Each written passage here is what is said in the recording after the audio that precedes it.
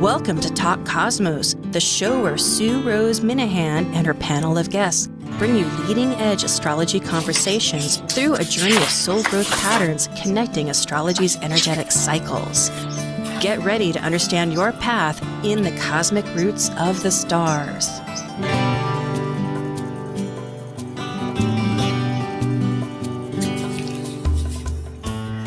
Hello, this is Sue Rose Minahan and host of Talk Cosmos Leading Edge Conversations. And tonight will be our panel, one of three panels, which is Planet Buzz.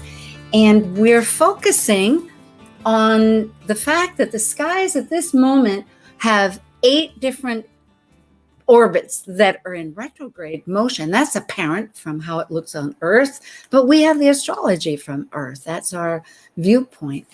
And there's 5 of these that are of the outer planets. And considering the social ones from Jupiter, Saturn, Uranus, Neptune, and Pluto.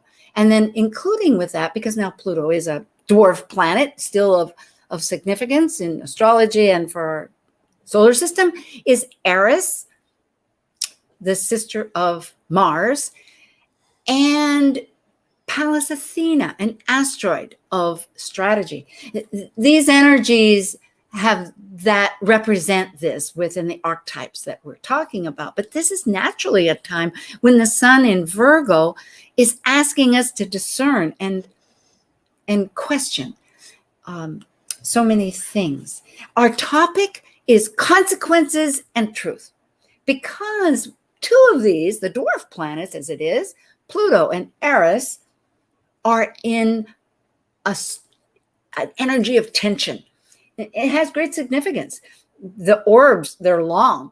And this is occurring 5 times. And as my co-panelist, Dr. Tad, reminded me, Donna Cunningham, a great astrologer, said, anytime, and she's not alone, this is the gospel of astrologies because of significance and said in so many ways, as we understand, but thrice, 1, 2, 3 has it has a meaningfulness. It's too big to just go once. It's got something that we haven't gotten, and we're pounded in again. So here it's 5 times, and we just had the 4th, August 27th, and the 5th and final exact square tension, as we call it in astrology, which is 90 degrees. Remembering that we have a circumference of 360, so on a 4th. And a 4th is also the 4th vibration, which is foundational. This is something significant that's got to get rocked and shifted until it resolves. So you have Pluto, 248 years, and Eris, 558 years, in these cardinal signs of action. Capricorn in this, Pluto for Capricorn, and Eris in Aries of initiation. And so that will be October 9th. So we have more to talk about. Eris is the truth teller that creates this chaos. We have questions about that. And renovating,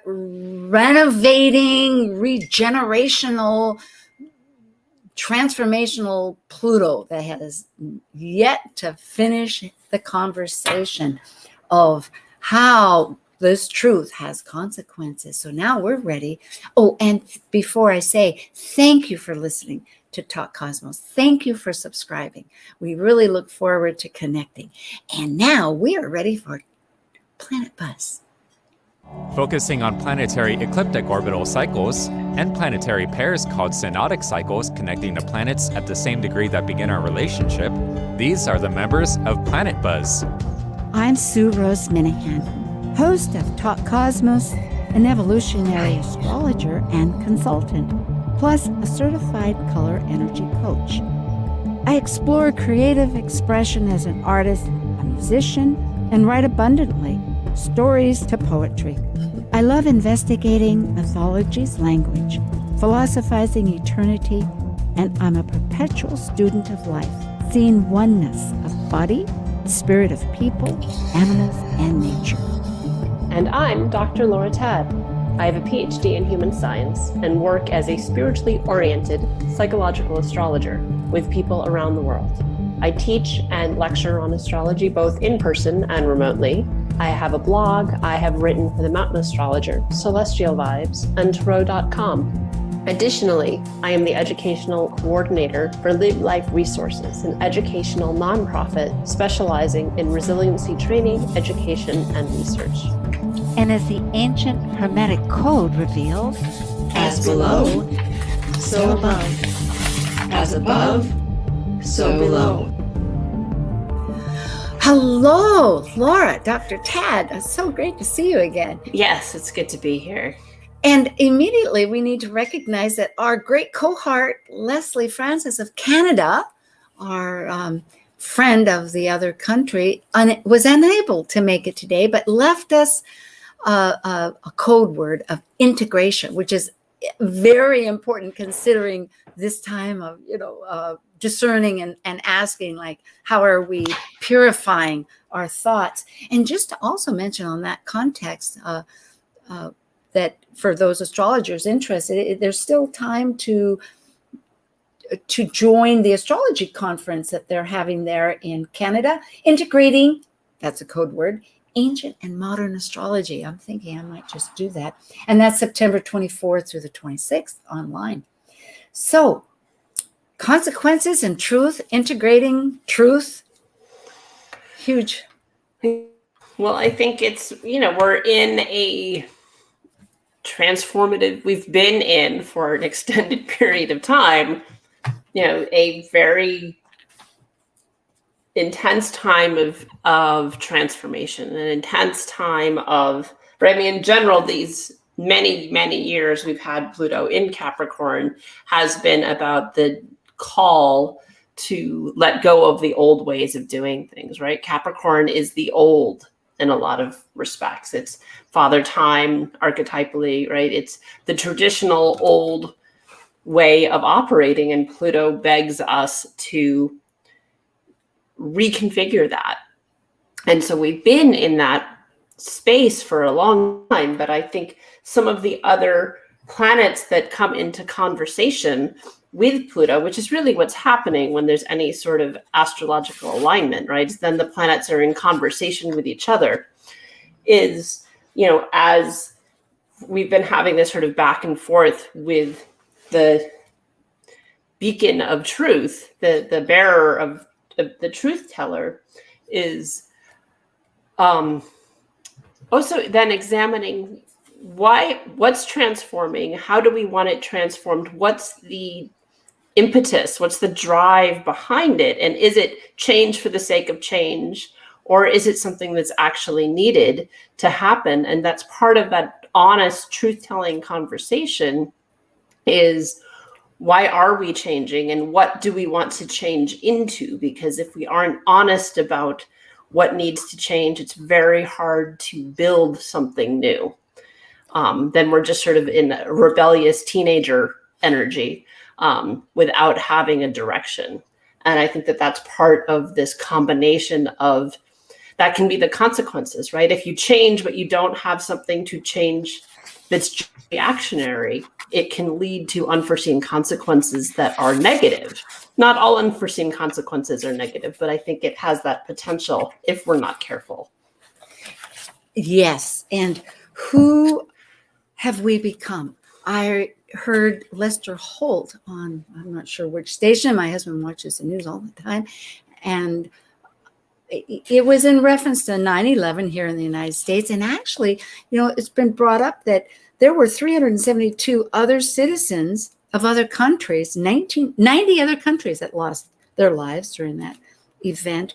But in his final comments, he was mentioning other disruptions we've had, which is such an interesting thought, because Eris that we were talking about, the truth teller, disrupted by that truth, the cycle of life, having that in mythology, the Trojan War. But here, Lester was mentioning about January 6th in DC, where there was on a tremendous discord upset. And his question, if I remember it, was, who have we become? In a sense, thinking of this 20 years since 9/11 as one shakeup call besides coronavirus, as Lesley was reminding me, because we did had a little chat. She had her apology, but left us like, like a torch. Here, have these ideas. So yeah, it's like we have so many people, so many planets, energies at the table, we could say, in this conversation of adjustments, as you're saying. And yeah. Yeah. And I think that there's both grace in that and challenge.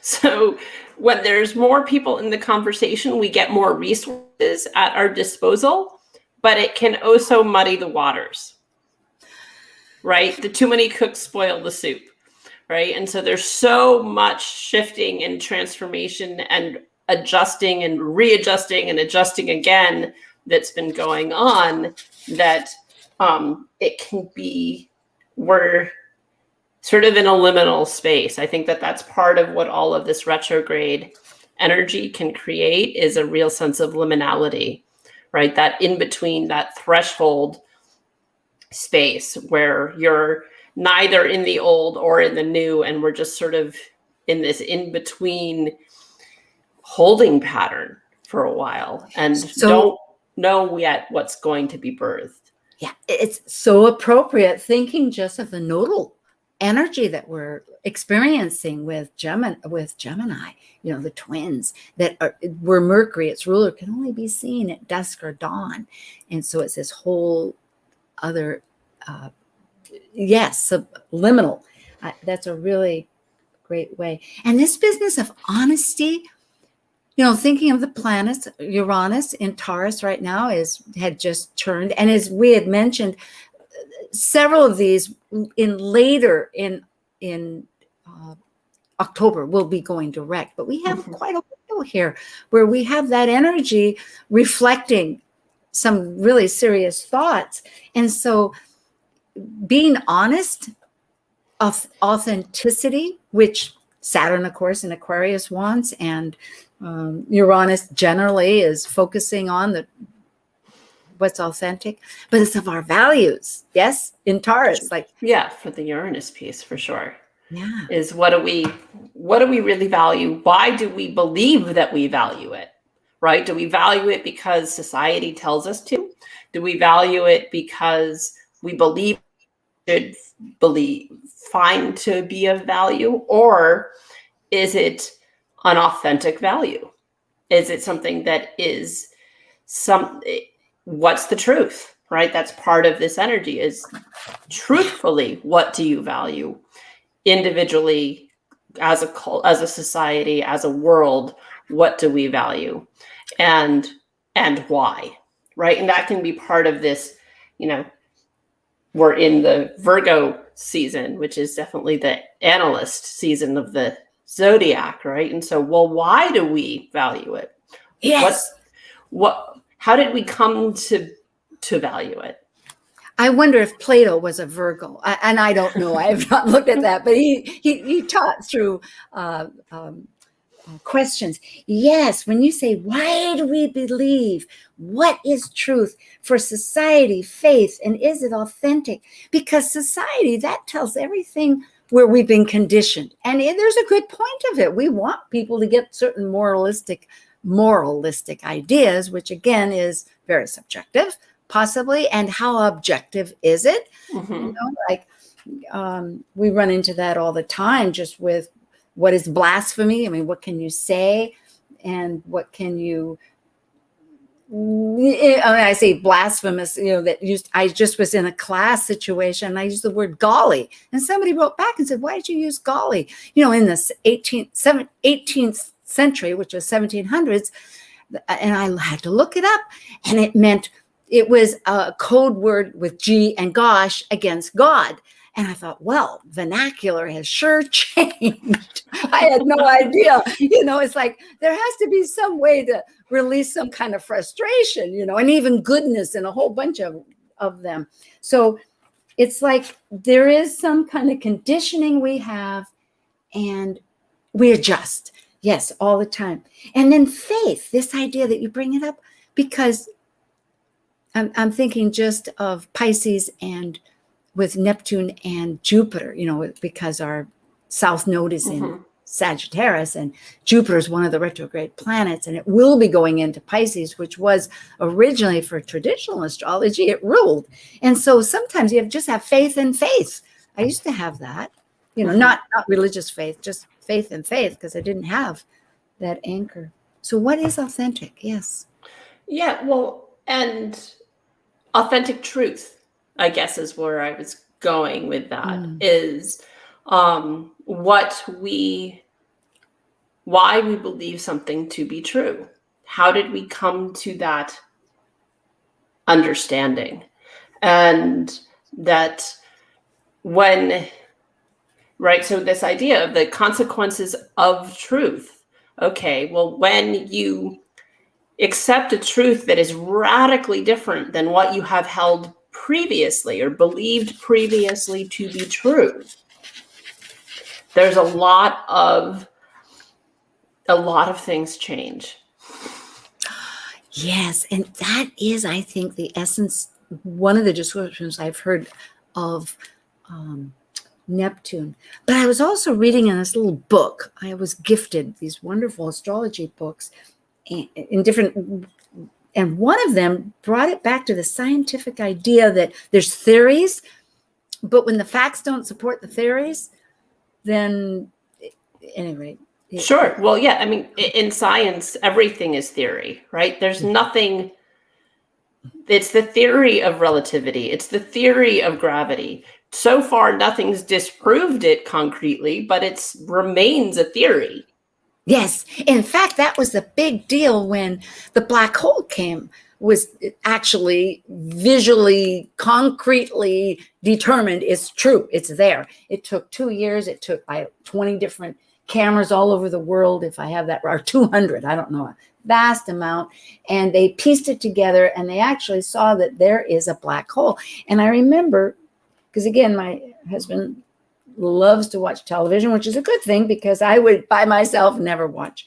And the scientist said, this is a time shifting history because now there's not theory, it's practical. It's practical. It's true. Mm-hmm. And well, it appears to prove the theory, right? Until it's disproven, potentially, right? Well, that's true. But that's where part of this idea of, right? I mean, like the consequences of truth. Okay, well, when it was shown that the Earth was actually round and not flat, and that you can circumnavigate the globe, really radical planetary global change, right? That was the consequence of the truth. Oh, the Earth isn't flat. We can circumnavigate it, right? Hundreds of years ago when the conquistadors and the explorers, went from Europe and sailed around the world, right? Yeah. And it was a truth that then radically shifted the history of the world. And it changes and the truth fear. Shifted. It changes fear, which is such an important part of it can create fear. Oh, well, I suppose anything's possible. That's another thing. Potentialities. Yes. Oh boy. Yes, we are purifying consciousness. That is for sure, to get objective. Right. If something happened that people didn't think was ever possible, and now it is, it can create fear. So that's where the consequences of truth aren't necessarily enlightening and uplifting. It can be scary. It can create apprehension. I suppose then really the question is the unknown. Again, do we have a welcoming relationship? And that then gets back to, who are we? Are we people that have the ultimate decree, like that can design and manifest? And then the question gets back, like with the law of attraction, it's been said, through love and through feeling, right? And what is love if that is in this kind of broad abstract way of philosophizing, that it isn't, it's love also engages the purpose and companionship, as you might think of it, with the other, whatever that other is. In other words, it's not just isolated for one's own radiation, right? Because we have one sun and everything else radiates that energy. It's not being, or absorbs it, uses it. Yeah, well, and I think, I mean, to me, this idea of, so truth, where it can be difficult or hard or expansive, is it truth. Then the next step in gaining information that is true is choice, and decisions have to be made. Once you know the truth, you have to decide how to act. And that can be really scary, right? Let's say you're in a relationship and you aren't sure if you're gonna fully commit and be all in. And that person tells you how profoundly they love you, and it's their truth. And then you've been on the fence about it. Well, now you have to decide how to respond.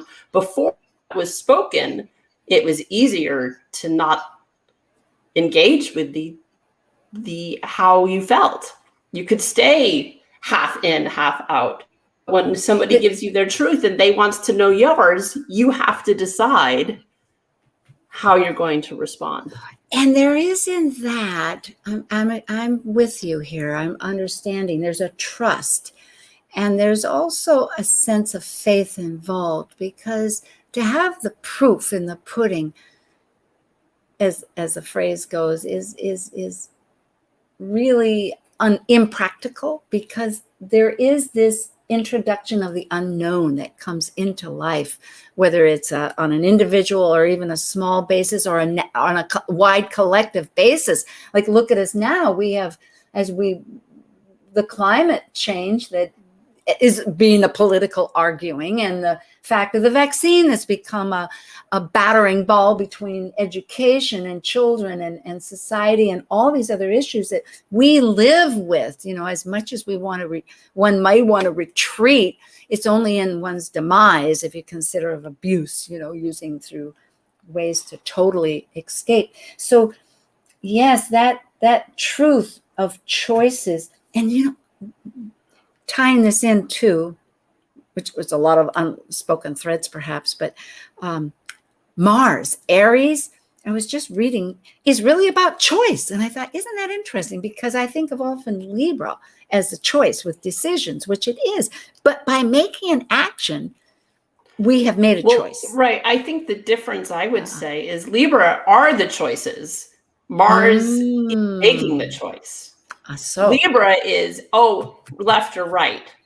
Making the decision, the action, right? Mars is our action, our drive. So Mars is who goes. Our Mars energy is what goes, right or left. Libra is the options we're given. Aha. So this is wonderful. Would be the distinction is Libra is the choices, but not, Libra doesn't make choices. Libra just has them. Which leads me then, this is so wonderful. We began as Planet Buzz, and I thoroughly adore having Lesley Francis of Edmonton, Canada with us. I mean, it just sparks alive this whole process. But this is fun going back and forth with you. And not to lose my thought here. Come on, Sue. Male and female, Venus and Mars, because those are the personal planets. And we know that they can toggle back and forth between and in front of the sun and doing all kinds of things in that relationship. And it does birth harmony and, through mythology and all these other ideas. But the male and masculinity and femininity are two of the fundamental concepts that's taking a huge shift, both in the mundane world of both, you might say, instead of having to choose, and also with astrology, thinking of, instead of looking at things in those terms. So looking at what we were just saying about the choices and the decision and the action that's part of Yeah, this well, it's key. that receptive or directive energy, right? Yes. Mars is directive. Libra and Venus is that receptive energy. And so it's receiving the choices, right? Libra, here's the options. Okay, how are you going to respond? And Mars is what responds. And I like that word directive, because I thought assertive, but directive is very cardinal. And Aries is a cardinal. Well, they're both cardinal. If you just think of Libra, which is which is on a totally different framework, maybe. Well, maybe not. Well, okay, we won't go there. Back to our retrograde planets, because there's so much at the table. I'm trying to think what's thinking. Well, I was thinking of duality in a sense that Venus has Libra and Taurus, which is yin, receptive, whereas Mercury has at square, they're both mutable, Virgo and Gemini.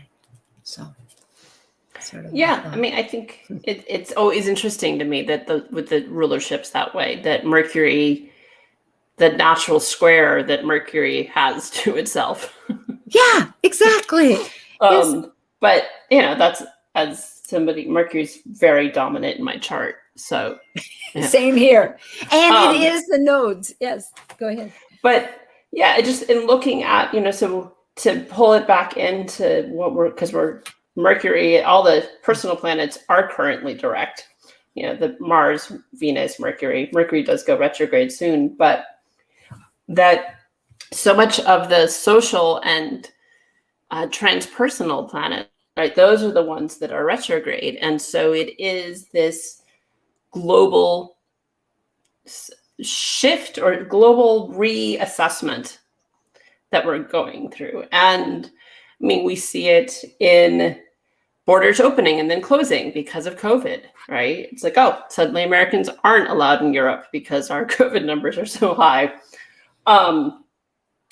And so this assessment, this idea of that, and even in the idea of truth, that I think one of the things that all this retrograde energy at least asks us to chew on is that truth isn't written in stone. That's part of this retrograde energy, is it's true for now, right? It might not be true in 6 months. It might not be true tomorrow. It's true today. We will continue this process. Thank you so much, Dr. Tad. And this is Talk Cosmos with Planet Buzz on, today is the 12th of September, and we're Consequences and Truth. That's our conversation. And we thank you 1,000% for joining us and subscribing, and we'll be right back. Thanks.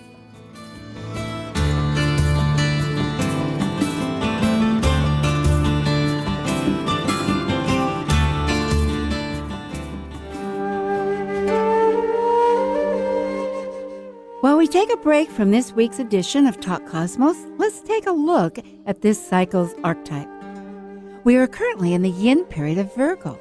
By leaving a cycle based on the creative manifested legacy of our highest creative form, the energy of Virgo completes the last sign below the horizon of the self and requires discernment to perfect oneself through the mental process of critical analysis.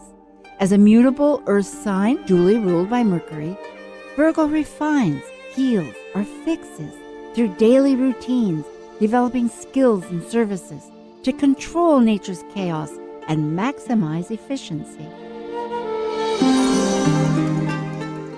Old world travelers never began a journey without a compass. And today, smart travelers won't leave home without a map or GPS to navigate the journey ahead.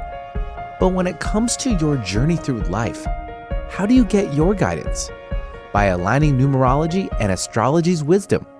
Combining numerology with astrology offers a great spectrum of insightful meaning for your personal yearly, monthly, and daily numbers.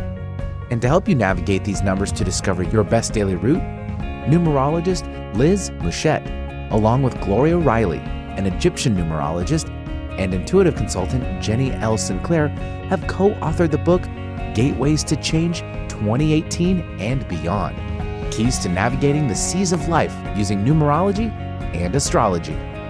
In addition to the book, Liz is also hosting a Gateways to Change workshop this fall, which complements the book to guide you to your life's journey and explore how to use the resources offered in the book. Copies of the Gateways to Change are included in the registration fee. The Gateways to Change book is now available to order on Amazon, and to register for the workshop, you can contact Liz at her website, alightpath.com, or send her an email at Liz, L-I-Z, Muschett, M-U-S-C-H-E-T-T, @gmail.com. Let Liz be your compass as you continue your journey here on Earth. Talk Cosmos brings you leading-edge astrological conversations with hour-long programs each week on KKNW. The show goes live every Sunday from 1 to 2 p.m. Pacific. Talk Cosmos weekly programs are also available to watch live on Facebook and YouTube, along with daily chats throughout the week on the Talk Cosmos YouTube channel. While you're there, make sure you click like and subscribe buttons so you can get the full Talk Cosmos experience. Or, if you'd rather listen to the show archives with audio only, the entire podcast collection since 2018 is available on most podcast carriers. So, grab your coffee, tea, or kombucha and enjoy the show. Greetings. This is Dana Birnbach, Evolutionary Astrologer, and you are listening to Talk Cosmos on Alternative Talk 1150 AM, where we discuss the Zodiac, our connection to it, and our roots in the stars. Conversation you won't find on the rest of the dial. Alternative Talk 1150. Hi again. Well, that is hello. We are talking consequence and truth. And that, to remind our audience, is we're experiencing a long phase of energies of 8 different retrograde planets, but particularly it was influenced from Pluto and Eris that are in a tension-oriented square. And also Jupiter's there too. So like, what's true? We're really looking, is there even, I think earlier we asked, is there even a universal truth which people get in mind? You know, there's a couple of areas. One is, I just was brought to my attention that San Francisco has introduced into their whole school system for this year, mindfulness, meditation. So they're listening to themselves. And it's a program that Niroga, Niroga, has website, and there's all, and I was just remembering yesterday to meditate. So I might follow the kids and listen to some of these. They were just great. It was like you could see a great big ball expand and make small. And then there were some physical exercises, which are so much like Uranus with Taurus energy, where you breathe and then you breathe in and clench your fists and then expand them, open it up, and then shake your body, and et cetera, but it brought it, because then one starts deflecting some of these conditionings and messages and thoughts that revolve into one's energy, so that's I mean, I think there's been a lot of shift happening that way. It was a couple weeks ago, the meditation app Headspace, it was announced they've partnered with Sesame Street to bring sort of meditation to very young kids. So I think that there is, and maybe that's part of, right, when we've got this Pallas Neptune conjunction going on at the moment. And so that could be part of some of that, because she's similar to Mars in some ways. Yes, new strategy. That's right. Yes. Yeah. She was the goddess of war, right? So yes. But that with her in Pisces and Neptune in Pisces, it's a spiritual war, right? It's this higher purpose. and causes. When I think of war, I mean, and any of that, it's like everybody's fighting and defending and causes. So that's a very good point. And of the earth, I'm toggling here in my brain which to go first, but sometimes we bring into context where any of these where an energy is happening, and there's so many to choose from within our own charts. Because I also want to bring up about the earth and the relationship that we talked about, because it is true that, going back to the idea that truth is uncomfortable, and the consequences. Yeah, I mean, if truth. people didn't find the truth uncomfortable, we wouldn't have such an issue with it in our world, right? People struggle to be self-honest, right? That can be part of this. The consequences of self-honesty. Yeah, it requires change. It requires a willful. I'm sorry, go ahead. No, just a willful set of actions, that's directing. It's not just a simple effect. It transforms practically the DNA of our lifestyle, of our beliefs, of how we live.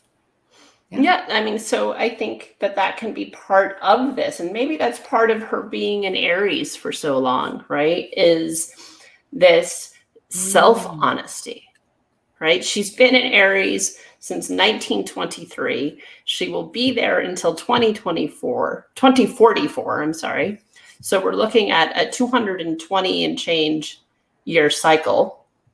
No, is it 200 or 100? If it's 120 year and change cycle.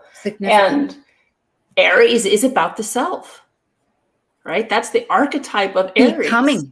Yes, becoming. So I am, right, is Aries' key phrase. And so Eris being there for so long is, I mean, short of people who are north of 98, everyone on the planet was born with her in Aries. Yes. And this, as a global collective, we are in a century of self-honesty.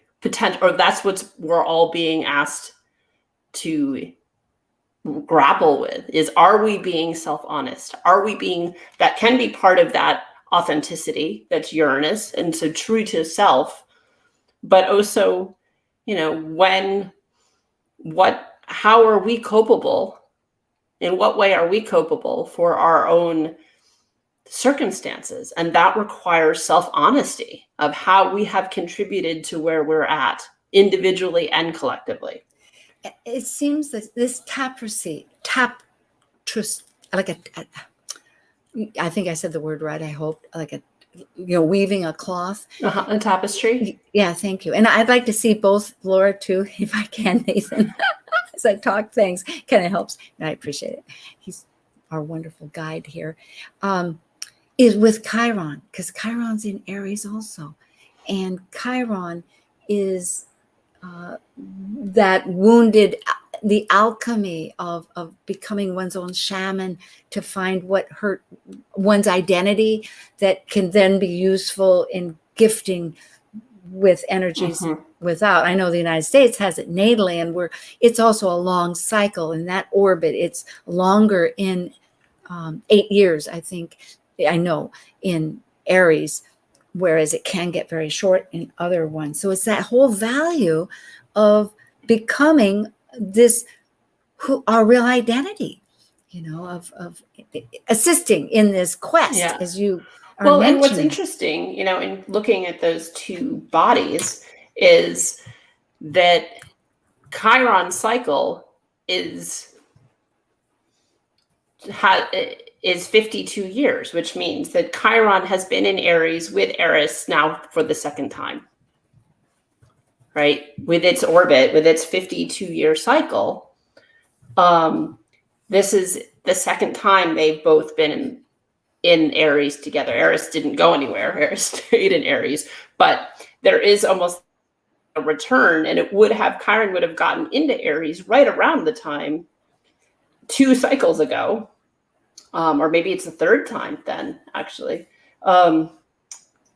so they've been here before, I guess is what I'm Interesting. Well, saying. that's another retrograde. Yeah. Right. And Like it is, they are both currently retrograde, but right in 1970s, in the late 60s, 70s, Chiron was in Aries. And then 50 years before that, right as Eris was getting into Aries, Chiron would have been in Aries.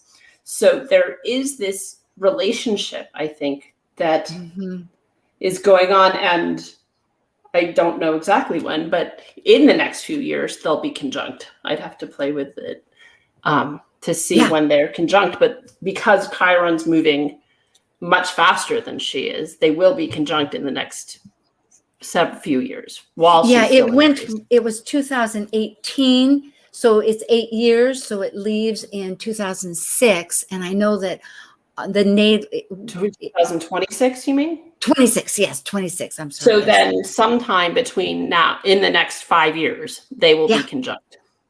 Yeah. And it'll also be, we must be as a nation here, the United States, because I think ours is, I'm not sure what degree it is right now, but it's a later degree of, maybe it's 20 degrees in, pull it up to throw that out. Well, gosh. The energies of change, of truth, the story. Oh, maybe we'll relate where it is in my own chart. In my chart, it's quite significant. And it is a tight orb. I think in our earlier conversation, you reminded me this is important to bring out because it is a 120-year transit with Eris. But in my chart, my nodal axis is 24 degrees, south node in Libra and north node in Aries in the seventh house. And Pluto, which is also a very slow planet because it's so far out, has been really in orb. It's exact. Eris is exactly on my north node at 24 degrees. And so is Pluto squaring my nodes. So and this is not been instant, it's been revving up, you could say, and slowing down because I also have my moon a couple of degrees away in Libra, there's in the first house. And because they're in reverse houses, it gives a little bit of that impetus for, you could say, that energy of a polarity. So I'm all about a lot of polarities and opposites and relationships and patterns and etc.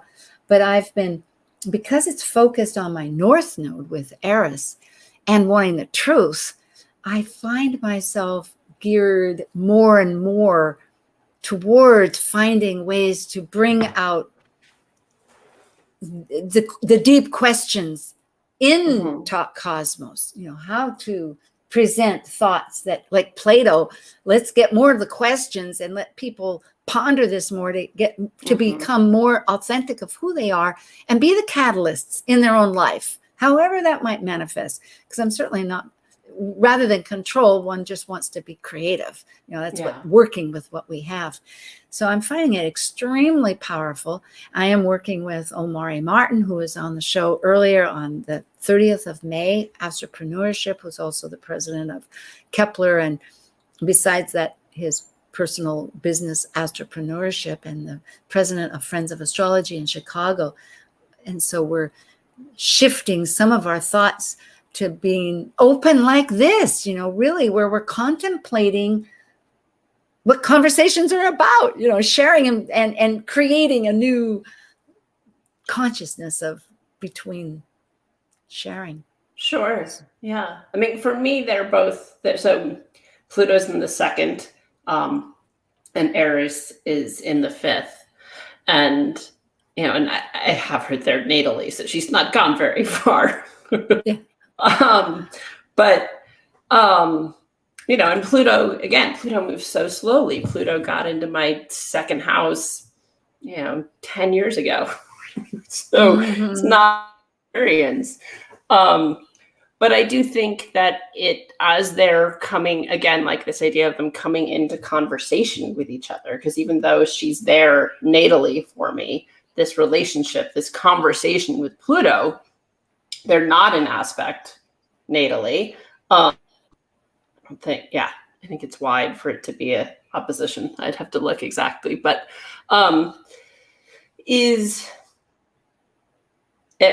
am taking on, you were talking about creativity. For me, with it being in the 5th house, right? It's a lot about the truth of my creative truth, right? Because 5th house being about creativity, playfulness, inner child, right? So creative expression and finding how I can do that. What's my way of being creative and having creative expression, and that being a transformative thing, and finding ways where I just sort of had this aha the other day, because I'm teaching my mythology class, right? And several people have commented and loving the imagery that I use in the class. I have one, yes.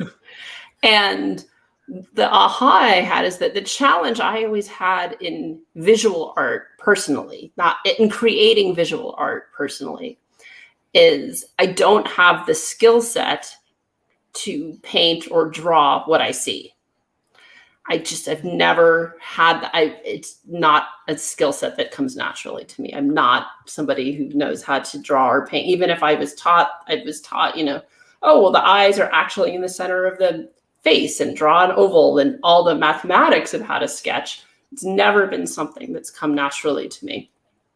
But that I actually do have this artistic eye if I'm using other people's imagery, and I can find images that are expressing what I'm wanting to say through other medium, and that's become a way that I can be artistically expressive with. I think it's why I love collage as a medium, because I can use existing imagery to express what I'm wanting to say, because I don't have the skill set to create it wholly new. And so finding ways that I can actually have that creative voice that seemed inaccessible previously.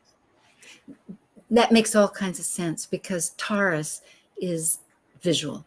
It's preverbal, and Eris is too. And it is interesting that it denotes how we have, once again, have this conditioning of what art is and what it isn't, in a way, because as we know, is that creative impetus, period. So anyway, right, I have a south node in the 5th. I want to be creative, but never felt like I had the skill set to, some people are amazing artists at 10. They can, their ability to create something or to reproduce something. Yeah. I find astounding. And it never was something I could do well. As far as art goes, because I had a grandfather that I never knew who was a professional artist he was born in 1890, thank you. So he is an old person and died when I was 1.5. But I would, trying to know him, I would look at his artwork that was left. And I've taken various classes and whatnot, and I love art, but it was told me very clearly that it's not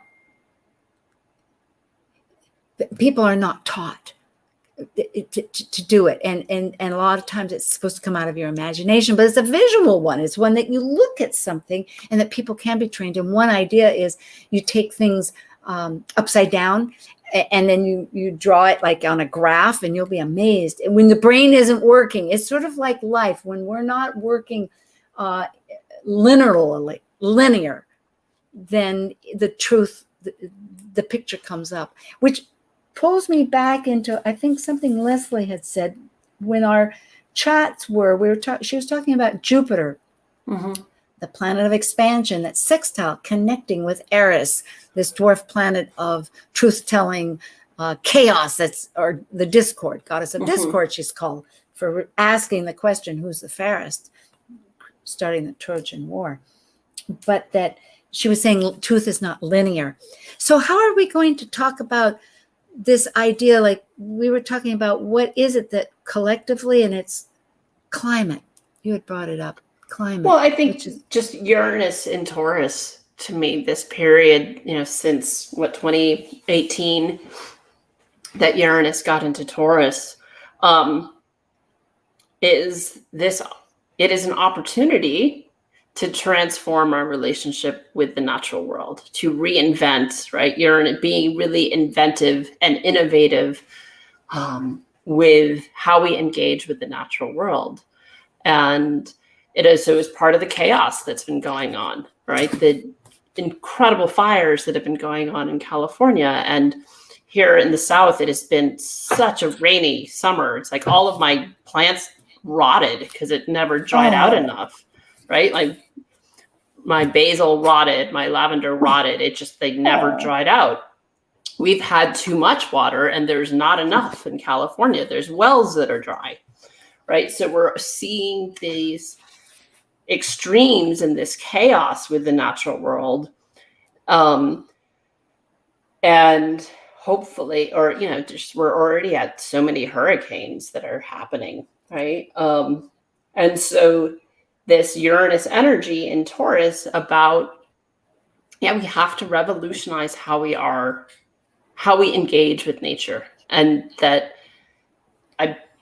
I've been under the belief for a while now that this period of time while Uranus is in Taurus is our window of opportunity to really make any kind of substantial course correction when it comes to climate change. And I don't know that it's completely impossible afterwards, but I believe it will be much more difficult once Uranus gets into Gemini to course correct. Because that's not what we're going to be asked to do. That's not the energy. I agree with you because it's visceral, it's the body. And I think of the fact that like psychosomatic, there's two different ways. I don't know if that's a word that's used so much these days, but we can learn things either through the body or through our mind. And they both can get to a point because we're so related and we are a spirit having a body experience. Mm-hmm. And so it's really fascinatingly relevant to me how this whole collaboration of the universe now with all these retrogrades and conversations and this myriad of like tiles making a mosaic or a kaleidoscope that keeps changing to get its points across, and how to, just like the reward system, but this reward sometimes is tough love. And that's what maybe we're really brings us back to truth, right? The consequences of truth can be tough love. Being told, you're not doing a good job. That can be hard to hear. But if it's true, punished, like sit in the corner, it's being restrained. But sometimes we're not doing our best, and having somebody point that out and saying, you're dropping the ball. Yes. It's hard to hear, but sometimes that's really important to have been said, because if we're in avoidance and having avoidant escapist behavior, and that being pointed out to us is the truth, saying you're not, taking good care of yourself, or you're, I'm always the one taking the trash out. It's your turn to do it. And sometimes it's not logical. That's the whole point. It gets down into these other impetuses that are just survival bases that change how we think and whatnot. Integration, right? Integrating past, present, future. It's been brought to next week. We have Cosmic Collaboration, and that'll be on next week. And today I'm speaking with Dr. Laura Tad, Planet Buzz. We're missing Lesley. She will be back, Lesley Francis. In the meantime, check out Canada's integration between modern and traditional astrology. And Laura and I are going to continue talking about consequences and truth, because we have all these energies here that are asking us to adjust and integrate and rethink it through, and realize that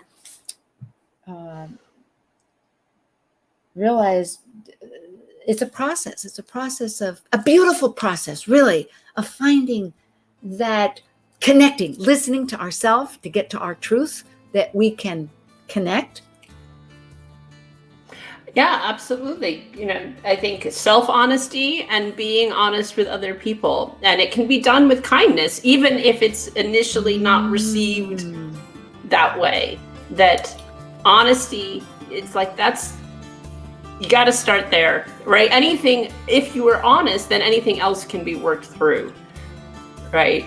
And talked through and processed. But if you're starting at a place of being overly cautious, out of afraid of how it will be received, then you're already starting sort of behind the game. So back to the core. It's beautiful.